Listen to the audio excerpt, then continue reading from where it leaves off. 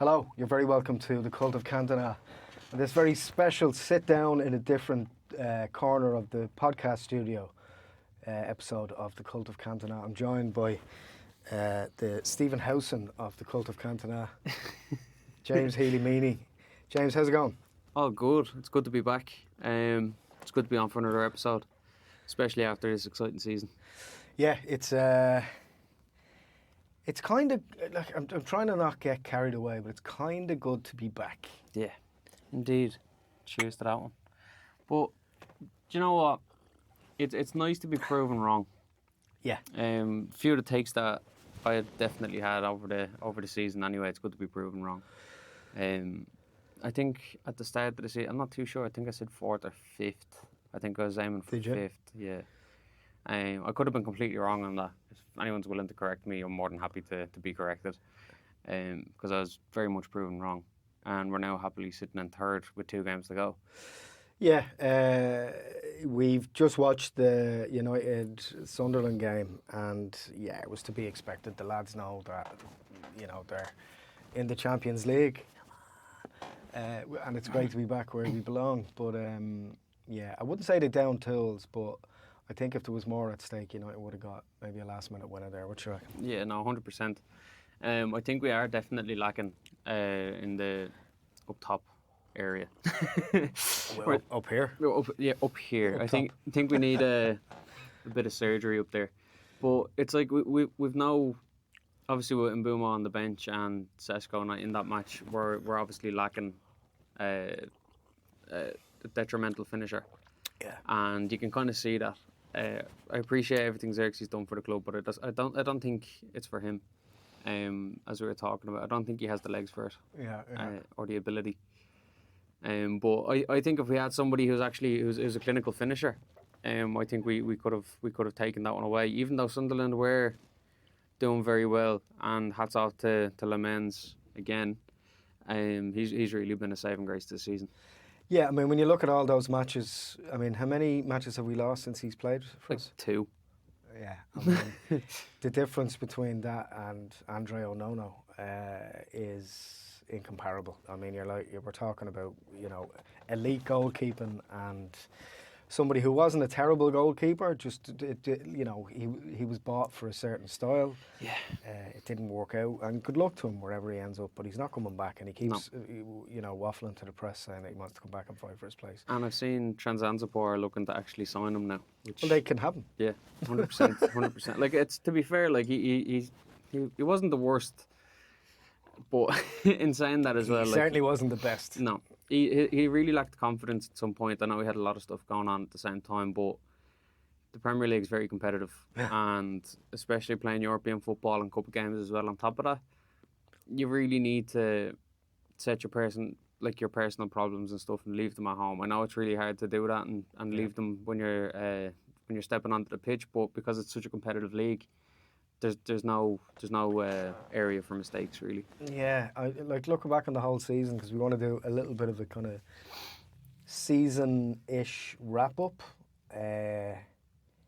It's been night and day from when Amarim moved on, or was pushed on rather, to Michael Carrick coming in. And I don't. This is the strangest thing about it is I don't think it's fundamentally about a style of play or changing things too drastically. It's just getting back to basics. Yeah, it's just people, being accountable for their position, trying to get the ball back, with exceptions of 1 or 2 players who don't need to, and even the likes of Bruno Fernandes, who you would imagine wouldn't be a player that would be tracking back, is still tracking back like a Jack Russell. Yeah, he's doing very well. And to be fair, I was very wrong on my opinion of him at the start of the season. Yeah. And that was mainly down to So you Amarim. putting your hands up? Yeah, I'm very sorry. Because I remember at the start that we were talking about what would we do with Bruno, because the way he was playing under Amarim's system.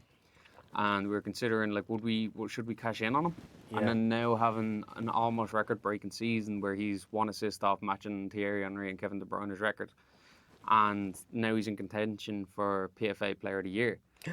Most chances created, most assists in the league by a lot. And to be fair, I'm eating my words on that one. Like, Yeah.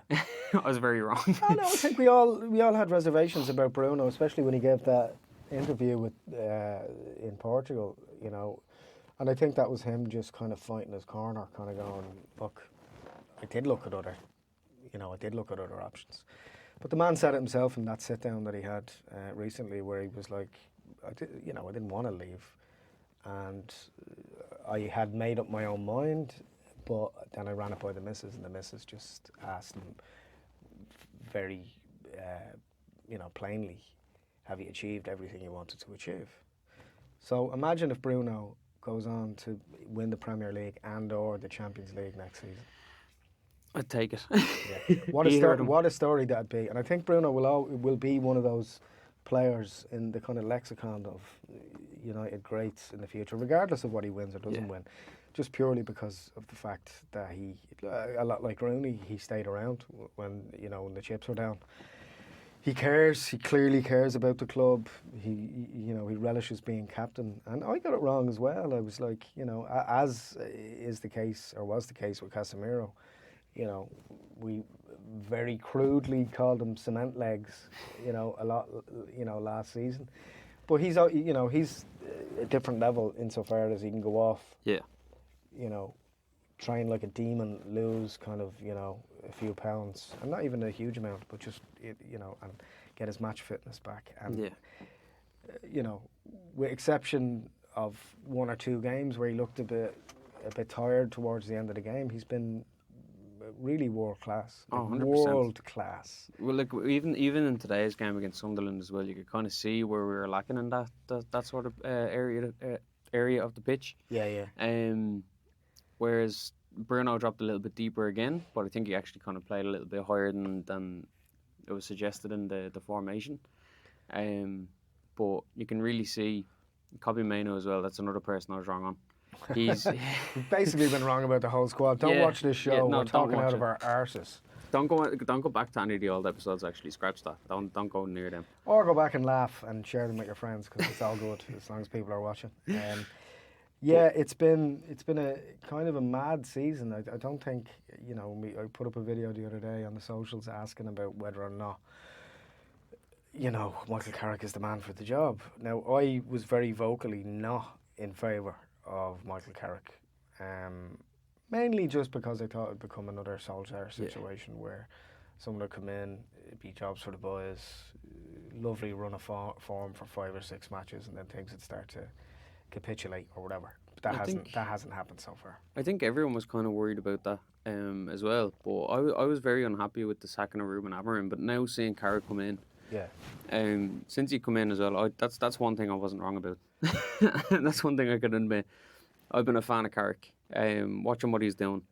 I'd seen what he'd done at Middlesbrough and seen the backing that he didn't get. Yeah. And now to see if he'll get the backing next season or of this transfer window, if he does stay, to see what he can do with those players. Because even Tuchel said it after his match against Carrick when he first took over as interim. Yeah. When he was still at Chelsea. Even he was saying that Carrick had something about him. And I think he does. I think there's just that calmness to him, and now he's got the backing of the players as well, and that's all you can really ask for. Because there's nobody else we can really bring in without adjustments.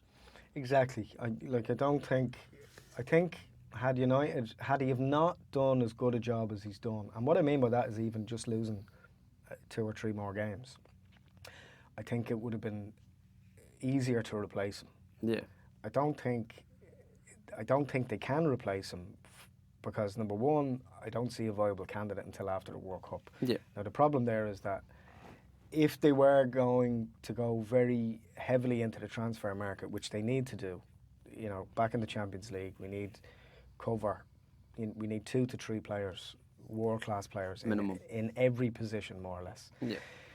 Now the problem with another manager taking over is that he comes in after the World Cup. I'm talking about Tuchel. I'm talking about, like, if England have a howler of a World Cup, that type of thing.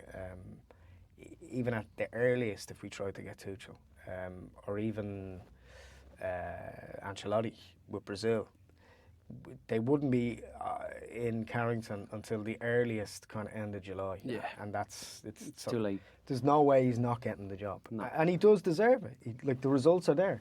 72, dropped a little bit today, probably about 69 win rate. Like, you can't, it's the highest of any manager post Ferguson. You can't argue with those stats. And then if you had to throw his previous run of results when he was interim before into that mix as well. Well, like that's kind of it. Like, at the first time you could kind of call it a fluke. The second time you can be like, okay, maybe he's onto something. Yeah. And that's like, if he's getting the backing of the players and he has the dressing room on his side, we just bring in a decent few players at the back. Because especially if we're going back to, if say for example we do take in Tuchel, we're going to be going back to the same formation we were playing under Amarim. Because that's why his main focus is straight at the back. Yeah. And that's basically what a lot of the fans and a lot of ourselves were kind of complaining about. Was the three at the back system. And we're going to have to adjust to that. We're going to have to bring in 3 agile defenders who are able to keep up with the three at the back. But like 3 very nice boys. 3 very nice boys. But it's like, you know, if we've got Harry Maguire and we're going to stick with Harry Maguire, he's not one of those agile players. He can do it with England because he's got 2 centre-backs to play with him on either side who are up to that standard, but that's where you can kind of see where they were lacking as well in the last few World Cups and Euros and stuff like that. But it's not about them; it's about United at the moment. And that's what's best for the team. Yeah. But look, the reality is we play better with a 4-4-2 or 4-4, a 5-4-1. Or with a flat back 4. We just do because United are traditionally, they play up the channels, the left and right channels, and get the ball in. I'd like to see some more crossing going on, but how or never. But still, it's like the only manager really I could see them trying to get and maybe getting, if they wanted to, would be Luis Enrique. Now, I'd love to have him because he's a fucking animal. He is indeed. He's ruthless in a very Simeone type way. I love Simeone and Enrique because they're very vocal, they're very animated. You can tell that the team talks would kick people up the arse when you needed it. But the reality is, if we keep on winning, and only time will tell the middle of next season whether or not it was the right thing to do. Yeah, because Carrick has that United DNA as well. But if we were to go to the likes of like Luis Enrique, is he really going to leave? He's with PSG now at the moment, didn't he? I don't know. If he wins the European Cup for the second year in the spin, which is very possible. It is possible. What else is left to do? Do you think he really wants to fucking manage in League One, where he wins every year? Well, that's it. But like, at the same time, he'd have to come to United. He'd have to set up a new system again. Do you know what I mean? We'd have to do that. And then with Simeone, we'd just be going back to Jose Mourinho or Van Gaal, kind of ultra defensive. Do you know what I mean? Like, it's because they're very defensive minded. He's a very defensive minded manager. Yeah. And we've seen that against Arsenal. Very boring to watch. And like with United, we're the DNA of it is very attacking football, counter-attacking football, even at that. And I think the defensive side of things, Carrick seems to have that under control with the low block. Yeah. And then the quick counter-attack using the wings. Things seem to be settling down defensively. And Sonny Lamans is he's just, I don't want to, jump the gun, but he looks like another Schmeichel. Yeah. And it's like, he's really been the difference this season. Like, realistically, like the saves he's pulling off as well. Like, bar the mistakes against Liverpool, we won't even worry about that because that's probably his first big mistake. And for him to literally bounce back from that and get a clean sheet, it's already shown his mindset. Yeah. You know that we beat Liverpool twice this season, don't you? That's for the first time in how many years? I don't know, 10 years maybe? That was such a good game though as well. They show, like, you can see with the lads, like Mainu getting a new contract. Usually when a player gets a new contract, they sit back on it and they're happy with it and they don't do it. But for him to bounce out like that, and for the team to show that they weren't giving up, even after conceding those 2 goals, usually you'd see that as Liverpool were kind of taking using that motion to keep going and get another goal out of it. But United just turned it back around and got the winner. Yeah. Same as we did against Arsenal, same as we did against City. Yeah, I'll tell you what I have been seeing, which I'm really excited by, is the team spirit and not giving up. We haven't necessarily been steamrolling teams, but and we did see it last season where we came back into games and we had some, especially in the Europa League, we had some fantastic kind of late winners and comebacks, which is the United way. But there's a solidarity between them where it's kind of like, we're Man United. It doesn't matter who we're playing, we're going to win. Yeah. And that's been lacking for a long time. And I think that's what Michael Carrick is quietly reinforcing behind the scenes. Yeah, 100%. You play for the biggest team in the world. Yeah. There's a reason why you were bought. There's a reason why you were selected. There's a reason why you were brought through the ranks. And that's to win. That's our job. That's his job. That's his job. And that's what seeing Sesko as well, like seeing him doing what he's done this season as well, to kind of adjust to the Premier League and to come out with, 9 goals this season? Yeah, not an amazing return, but also, I mean, he's like, what I have been seeing in him are flashes of brilliance that don't exist in Xerxes and don't exist or didn't exist in Haaland. Yeah. Like Haaland was a Mark Hughes. Hoyland. Yeah, I've forgotten his name because he's left out, because obviously he's moved on. Hoyland is Hoyland is a great battler, a la Mark Hughes, a la Brian McClare. But you know, if you want to play for a Man United or a Liverpool, you need to have those things, which I think Šeško has. But I think that, with that flick that Sesko scored for us, it shows the potential of what. Now, he's still kind of a little bit apprehensive pulling the trigger sometimes, and that has to be worked out with him. Like, there's times when I often reference kind of like a peg gun, so the ball just needs to be put forward to him and hit it straight away. Yeah. Just hit it first time, because he's overthinking it, and he's trying to bring it back, or he's trying to control it when he should just be like a la Van Nistelrooy, just bang. Yeah. Give them bang. Because it's like, even now, if he's going into the next season now with the confidence of that season, like we could see a completely different player next season. Oh yeah. And that's what I mean. He had a bit of a slow start, obviously, because he had to adjust to the Premier League and all that sort of stuff. And I think that's why he was lacking in that sort of front. But there is, as you said, flashes to him. Seeing what he done as well in the Bundesliga with his control, how he moved the ball. In the Bundesliga? In the Bundesliga. Was it so really excellent uber-cool soccer balls? Uber-cool. Yeah. Even as you can see that when he gets the ball into his feet, he's moving, he's not afraid to beat players, and then he's not afraid to take a shot. Do you know what I mean? And it's like with the supply from Bruno behind him as well, it's even better. And that's what I'd say, even with the help of a new winger or a new midfielder as well, who can even feed him even more, I think it'll be... Like a Jadon Sancho. We'll get to him in a minute. Or Marcus Rashford. I think he, again, and I think what Carrick has been trying to avoid with him, despite the fact that Carrick has played him every game he was available, apart from one, I think he dropped him. The pressure that United put on Hoyland last season, was that he was the Trojan horse. That's all we had, and I think that Carrick has protected him somewhat from that, and I think that he's only going to benefit from that. And the reality is, look, in the transfer market in the summer, regardless of how we've played this season cohesively, regardless of how individually well somebody like Bruno has played, regardless of how well Cunha has played and Mbeumo in parts, you'd have to say that we need at least, I would say at least a left back as backup. If I see Dalot going up trying to take any sort of shot in future, his heart's not in it. It's just like every time he gets up, like they must be taking the piss out of him about that when he gets up, because he does the same thing every time, just fucking balloons it over the bar. I think Mazraoui, Licha, De Ligt, and obviously with Casemiro going, if Rashford goes as well, he's still on loan. That stuff going on with Barcelona. We're going to have to get replacements for them, and then not only that, we're going to have to strengthen up those positions. Because as much as I love De Ligt and I love Licha, they're just taking up a position that somebody else could be using, and then they're getting injured. So then they're just sitting there. We're paying their salaries, but they're not. They're not benefiting the club that much sitting on the bench or sitting at home with an injury. Do you know what I mean? Yeah, we talked about this a long time ago on the podcast about Licha going, okay, when he is fit, we need him to be focused.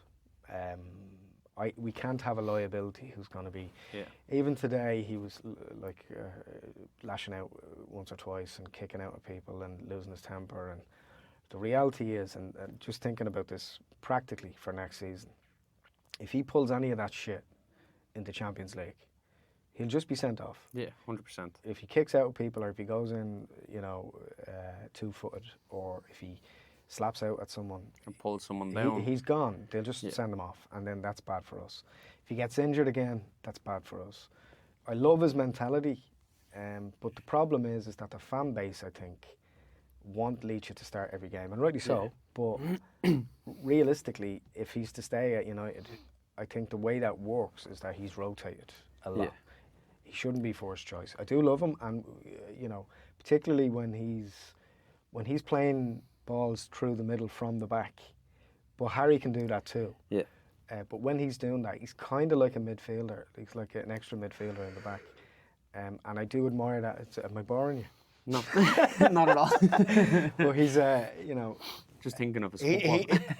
like, it's a pros and cons thing. Like, the stuff that we would have put up with last season and the season before, next season, without being hypercritical, we have to look at it forensically and go, right, what are our best chances in winning the league? And if players are creating problems or getting sent off, or losing those games through lack of temperament, then you'd have to say that either they have to be moved on, or like, even when I talk about temperament, I also mean bad attitude as well. So I'm looking at Ahmad since he came back from AFCON. And look, the Premier League clubs will never tell you this, but they don't want their players going to any competition. It's not because it's AFCON or any other. They any international, they don't want the players going off to internationals, especially because the Premier League is the biggest league in the world. It creates the most revenue.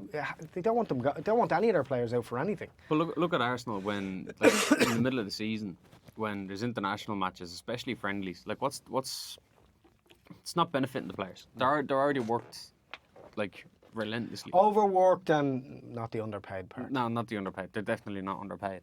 But it's like, when you look at Arsenal, what they done, they were fighting for the league, still are. Yeah. But a lot of their players were somehow injured during their international break, but then miraculously recovered when the league started back. Yeah. So it's like, you can see that teams are going to start pulling that a lot more. So what's the point in having that mid-season? But I kind of get it with AFCON. Obviously, the temperature's a lot hotter. You can't play during the summer season. Yeah, yeah. But even at that, it's difficult to let players go during the season. What do you do? Not sign players from certain regions? You can't do that. It's discrimination. So what do you do? The reality is that, not to say that we would have fared better had Brian, Ahmad and Mazraoui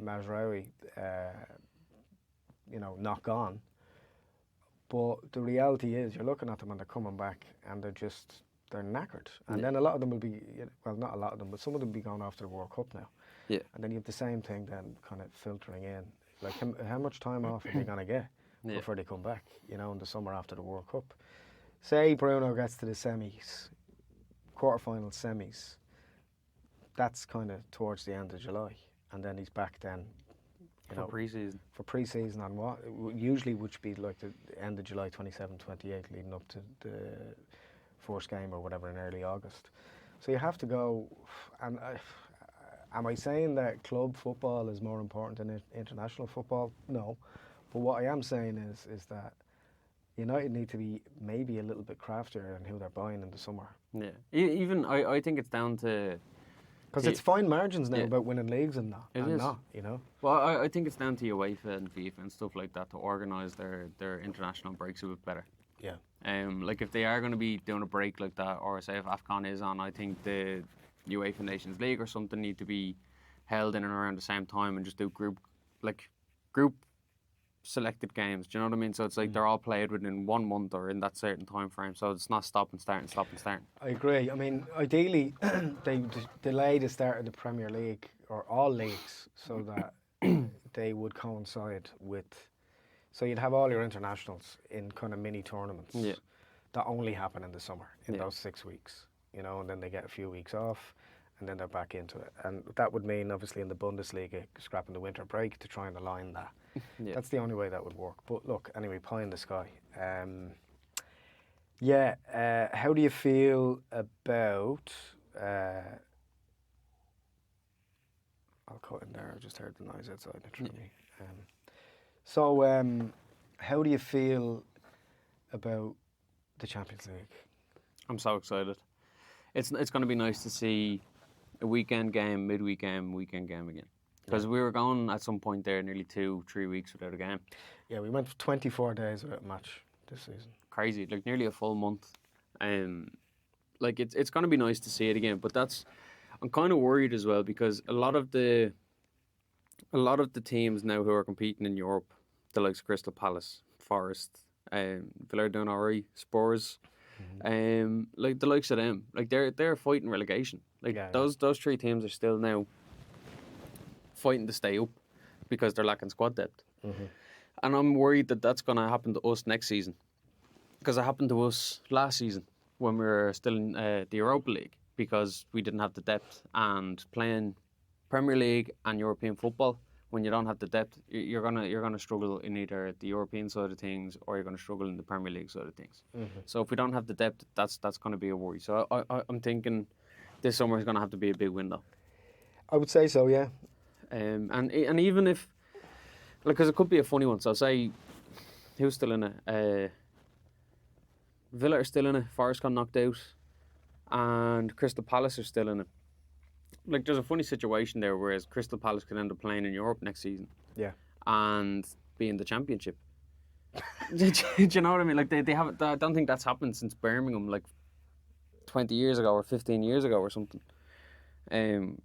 But like even at that, like if a team's playing the Championship with European football as well, there's 60 odd games. Yeah, like since they opened it up more in terms of allowing more teams into the Champions League, and that's without getting into the kind of group format, of which I wouldn't be a huge fan of, because people are saying, or at least UEFA, where the way they were describing it was it makes the group games more interesting in some ways, because it's a points thing and you're playing for the match. But I prefer the old system. Was it? How many games did you play now? 6 or 5? 6, I think. And it's going up, I think, next season. Oh God. Yeah. I think it's up to 8 next season. I'd have understood if they'd have done that and reduced it to 5 games.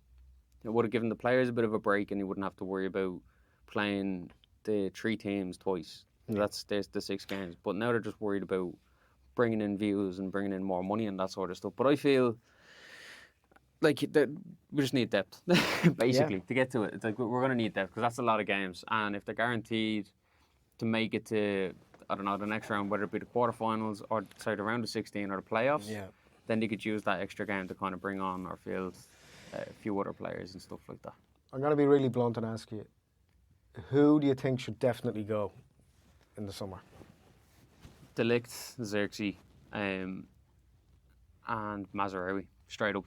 I think those players haven't proved anything other than they're just taking up space. Like Mazraoui, when he comes on, he doesn't seem to have the physicality for the Premier League.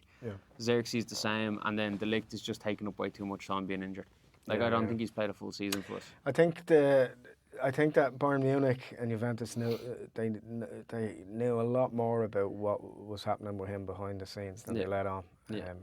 Which wouldn't be unusual, A lot of teams sell us, horses with dead legs, you know. You could argue Mason Mount is in that category as well. He's match fit now, but he's not starting, so he's coming off the bench and playing 10 minutes here, 10 minutes there. I don't know. Personally, I think that I'd like to see Luke Shaw moved on before it goes bad. Like, it's that, live long enough to become the villain type scenario. It's like you had a great season, you played nearly every game. Maybe head back to Southampton or something, The Sunderland match was his first time in his entire career where he played 36 games. Yeah. But I feel if he does stick around, the reason I didn't say him, because I feel if he does stick around, whether he plays a few Champions League games and rests out the Premier League, or if he plays a few Premier League games and rests out the Champions League, or mix in and out. But he's very injury prone as well. So I kind of agree with what you're saying there. If you're taking it on, look, Shaw's had a very good season. I think he's a very good player, but he has two things going against him right now. He's the wrong side of 30. Yeah. He's also, he's a back. He's a full back. Yeah. It's not going to get any easier for him, No. especially next season when we're playing, Champions League, Cup games and League games, possibly 3 games. Could have a month there where he's playing 9, 12 games in a month. Like if we brought in a new left back, he could be a good backup.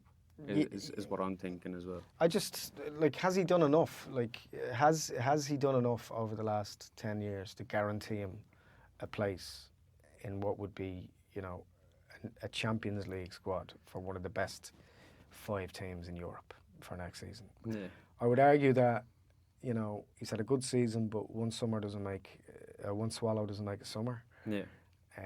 And in general, looking back over the last few seasons, he's been on and off, out kind of thing. And his wage bill as well isn't small. Yeah, look, so the only one I would like to see leave for certain is Luke Shaw at the moment. You could make some arguments for De Ligt, but I have a Dutch connection, so I'd like to always see him there.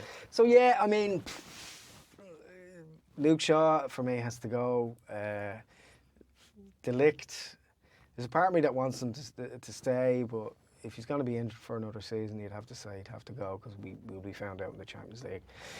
I can't help feeling as if Leach might have some weird kind of Solskjaer-esque moment that we'll remember for 20 years up his sleeve. Yeah. And is it worth holding on to him just for that alone? The idea of that. The reason I'd hang on to him, and the reason I never mentioned him, bar at the start, but being cutthroat and not going for him and went for the others, is because when he came on and he played centre defensive mid as well, he done very well. Yeah. So we could have him as a backup for there or in centre back whenever we need it. Especially when we're talking about depth, he's good when he's good. So to have him even coming off the bench or to even cover those positions, because we've got Aidan Heaven in who looks a player. He does. He looks very good, even getting forward with the ball. Oh, come on. Because he started off as a winger. I would say that he's even probably better than Lenny Yoro. Yeah, 100%. Because the two of them are still kind of adjusting. Lenny Yoro coming from France, and he done very well over there. And I'd say once he starts to find his flow state, we're laughing. Yeah. Because the two of them are competing for a place, and if the two of them are fighting and getting in there, it'll be nice. And especially next season now, when we're gonna need that. Yeah. I think it could work. But as I said, we're gonna need to bring in some players, and even if it's poaching from the teams who are struggling down the bottom or teams who aren't going to be getting European football next season. That's what we did at the start of the season, isn't it? We plucked Cunha and Buemo from teams like that. Apart from Luke, I'd say that Xerxes and everyone wants to like him, but the reality is he's a really big lad, and I'm not saying that he's top heavy or he's unfit. I'm not unfair in that, and it's not for any other reason other than he's just not scoring when he's playing, and he's supposed to be a striker. Now I know, look, he does have a lovely touch, but the reality is that, and this is often the case, that players look amazing in other leagues, and when you bring them over to play in the Premier League, regardless of who it is, or what club they're playing at in the league, they can be found out. And I think he's just an unfortunate example of that, where he can be amazing in the Eredivisie or he can be amazing in Italy. And the reality is they're not, like Serie A and the Eredivisie are not anywhere near the standard of the Premier League now. The Premier League is the elite league in the world, apart from the League of Ireland. Like top league, top league.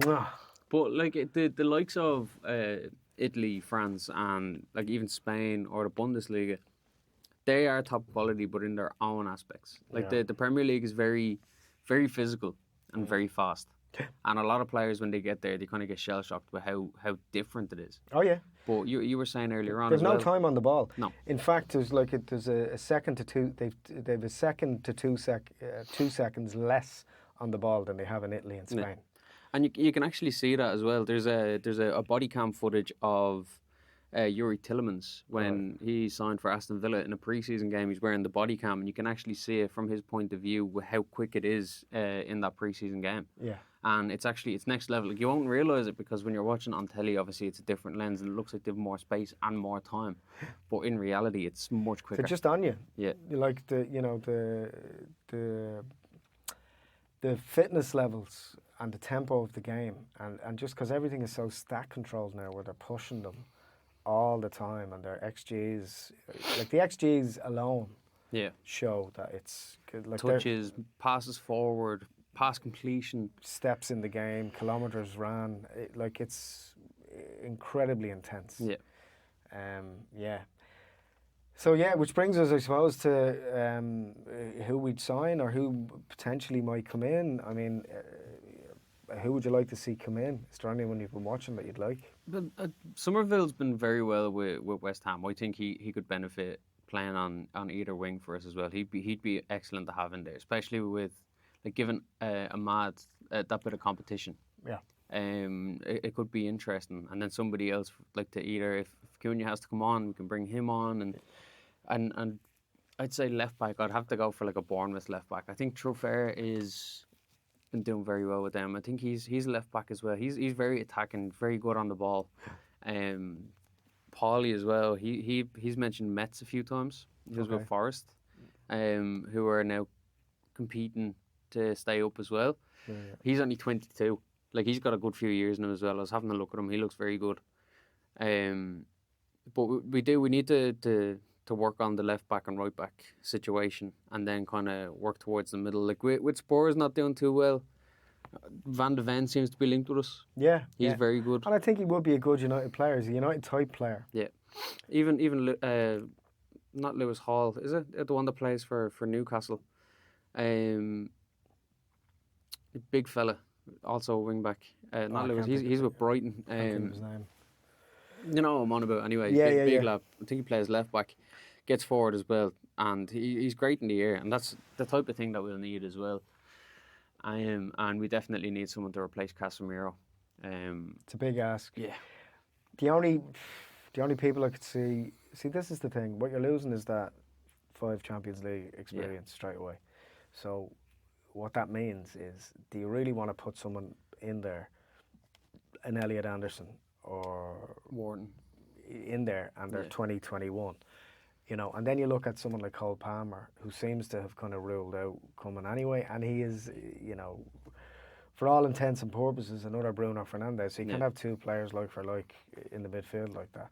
So who could come in there in and around the 27, 28 mark, that's won a lot of trophies, or someone that has, that with a minimum Champions League experience, because it's different gravy. We've got Chouameni there now as well, because there seems to be a lot of stuff going on. Yeah, and he had a row and sent someone to hospital at Real Madrid. Valverde, So the captain. So you'd say that would be enough to fall out of favour, and and that might have happened because he's been linked and he wants to move.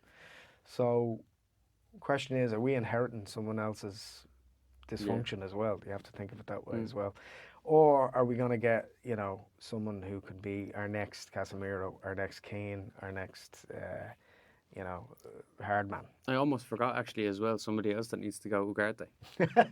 Yeah, everyone forgets about him. That's why he's still here. Do you know what I mean? Well, I think it's a given that he's going to go. Yeah.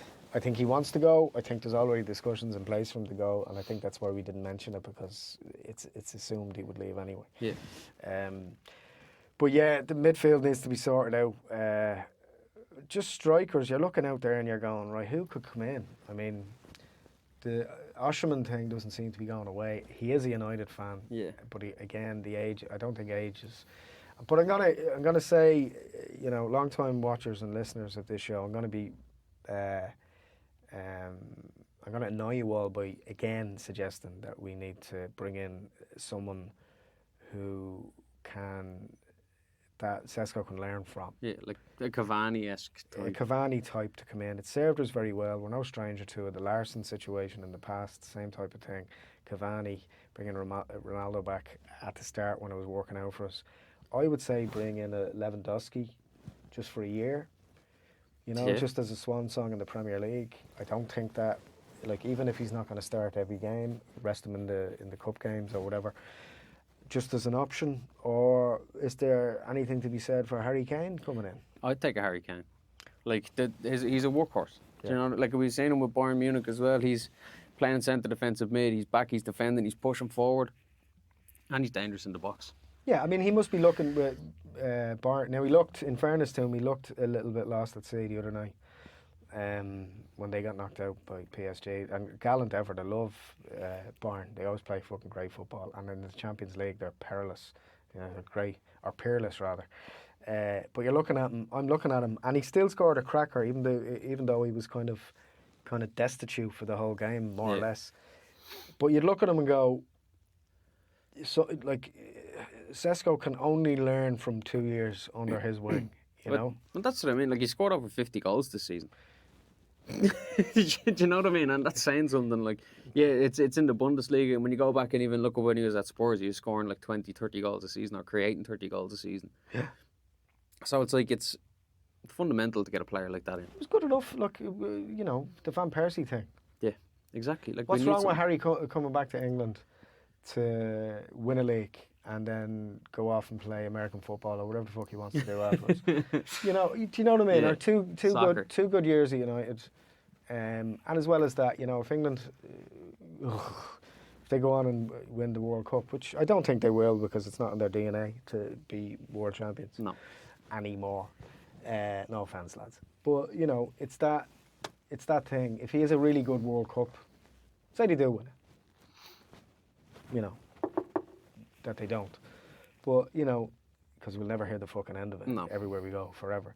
But it's that thing where it's like, if he wins the World Cup with England and he retires from international duty and then has 2 or 3 good years at United and wins a league, maybe a European Cup, and, you know, not playing every game, I'd take Harry Kane every day of the week. I wanted him before he went to Bayern Munich. Well, see, I think I wanted him before that when he was still at Spurs for years. I think it kind of dilutes the going to a rival by him going to Bayern Munich, and I think maybe that's what he had in mind, because going straight from Spurs to United, there wouldn't really be a massive rival now, but there's always been that kind of... But we've also had that link with taking in Michael Carrick, Berbatov.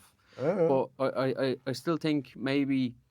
because he's gone down as kind of like a legend for Spurs, for him to go straight to United, that probably would have been frowned upon. I think that Harry Kane was so revered by the Spurs fans. I think you're right. I think that he would, because he'd be aware of his status of being their best player ever. Yeah.